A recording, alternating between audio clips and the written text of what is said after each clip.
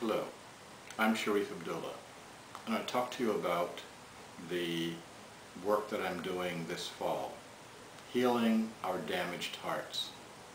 I want to talk to you about how we can heal the damage that our society creates on our hearts, and then in turn go on to heal the society itself.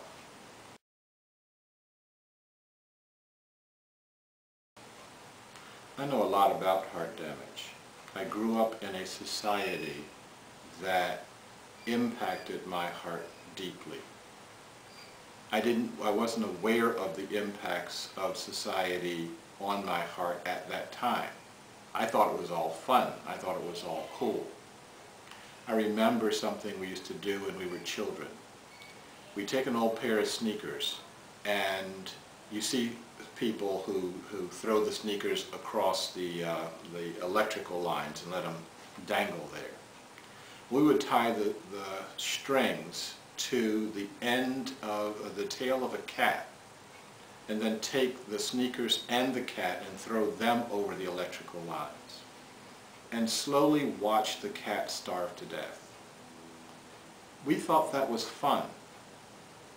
Now, I can see now, with the heart that I have now, that that was monstrous. But then, I couldn't see it. Similarly, I remember I was 9 or 10 years old when I saw my first murder. And this was over a situation where one guy was eating a sandwich. And the other guy comes up to him and says, "I want a bite out of your sandwich." And the sandwich owner said no. The guy, thinking his friend was playing, picked up the half a sandwich and took a bite out of it. The sandwich owner reaches in his pocket, pulls out a gun, and shoots his friend 3 times in the chest, and then goes back and eats his sandwich. With the heart that I have now, I can see that that was a monstrous act. In the heart that I had then, I thought that was cool, especially the part where he goes back and finishes eating the sandwich.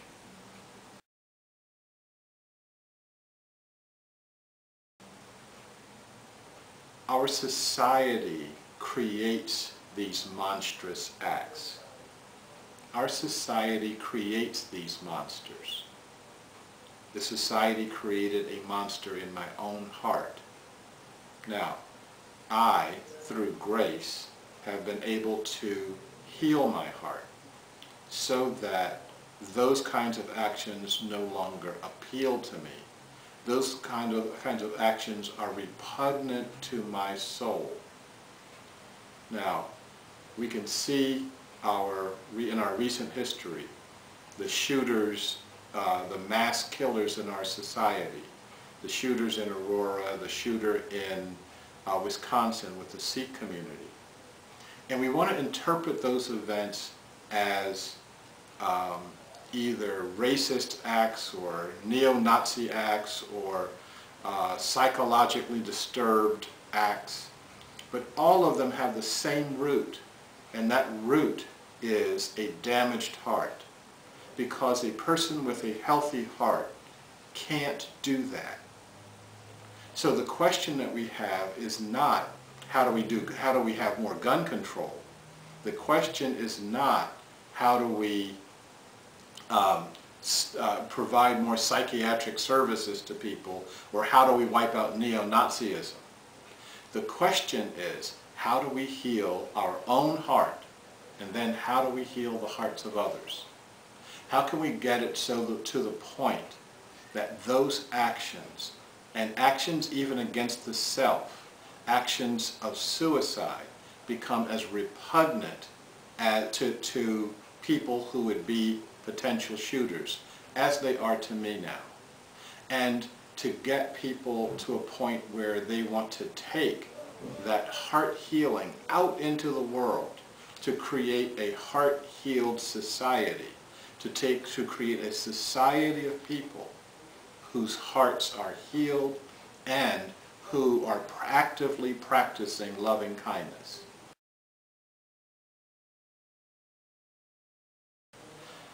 I invite you to come with me on this journey. These heart sessions, these are not workshops, but these heart sessions that I've got planned for the fall are things that I hope will expand all of our hearts. Things that will help all of us come to a deeper level of healing and can help all of us address these issues that we have in our society so that we can defuse the next suicide bomber. We can defuse the next mass killer. We can defuse the people who are using drugs and using alcohol to mask the deep depression and the deep pain that's in their heart. I believe that we can do this. I can believe that we can do this together. And I invite you to participate with me with these heart sessions, with healing our damaged hearts.